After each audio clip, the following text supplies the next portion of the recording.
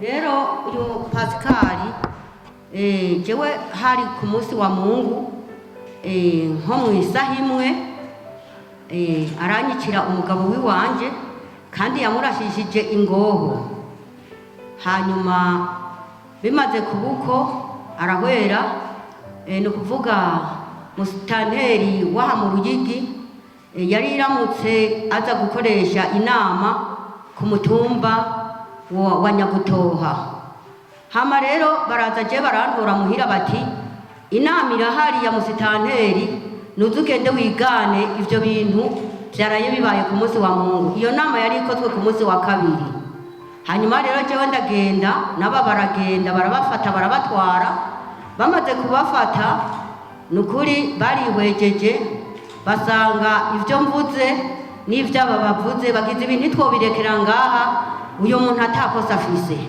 Nukuri baciye babafata baraza kubafunga ho hajya ku gipolisi barabashira mu gasho, hanyuma baraheza baranzana kugira ngo noneho ngira ico mvuze. Hanyuma jewe barambagije ndavuga ukuntu vyagenze, hama rero turataha. Nukuri baraheza banabo mu gihe cyuko bahejeje batahuka bamazeho iminsi baratahuka. Hanyuma rero bimaze kubuko turabanuka umugani tutavugana, umwe atawuvugisha uwundi, naho twahura tuja ku isoko canke tugahura tuja kurima ntawavugana uwundi, umwe yaca ngaha uwundi agaca ngaha. Hanyuma rero bamaze kuvyihweza rero izo komite ziraheza ziravyitegereza ziraheza ziti nimwegeranire hamwe kugira ngo mugire ingene musabana ikigongwe. Jewe barantumako ndagenda turavugana n'uyu, tumaze kuvugana ndaheza aransaba ikigongwe uyu, hanyuma ndaheza ndakimugurira ndamubwira ati reka ndakugirira ikigongwe, ati jewe Imana yo mwijuru ati itugirira ikigongwe ku buntu, ati rero nawe ndakugiriye ikigongwe. Hanyuma rero uyu tubandanya rero tunywana, jewe ndavuga ati ivyo ari byo vyose ndakugiriye ikigongwe kandi ahejeje nta nzigo nzosubira nta shavu nzosubira.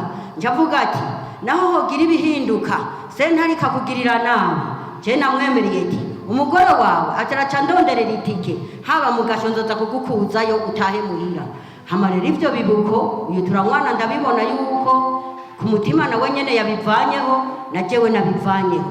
Ubu rero duhuye turaganira tugatwenga, nkamenya yuko vyakozwe na shetani, vyakozwe n'umugwanizi, bitakozwe n'umwana w'umuntu. Hama rero duharirana mw'ubwo buryo.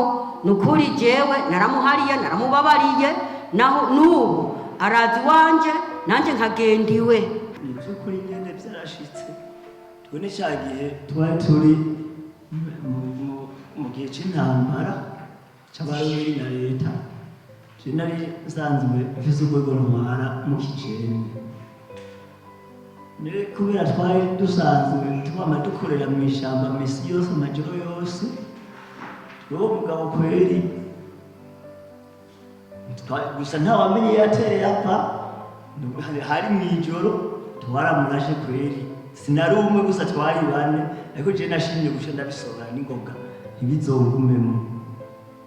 Je twaramurashe arahwera turanaza guhanwa, mugani ico nashimye vyose mu vyo twakoze tumaze kwigishwa bakaza mbere kenshi badusanga mu rusengo, baratwigishije tangura kuza baravuga ntawe badoma ku rutoke, umwe wese yarisokorora hari hose.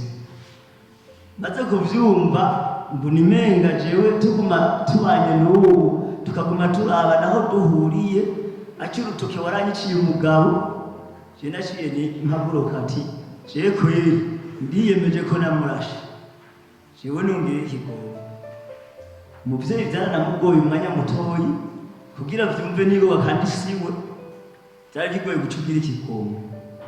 Ariko uwo mwanya yarahavuye ariyumvira acagira ati je ndakurekuriye kandi nta kizogukurikirana, je nzogukurikirana izo uri hose. Gushika ubu rero yantera umunezero kubera n'abana bawe turahura, ubu nta mwidogo.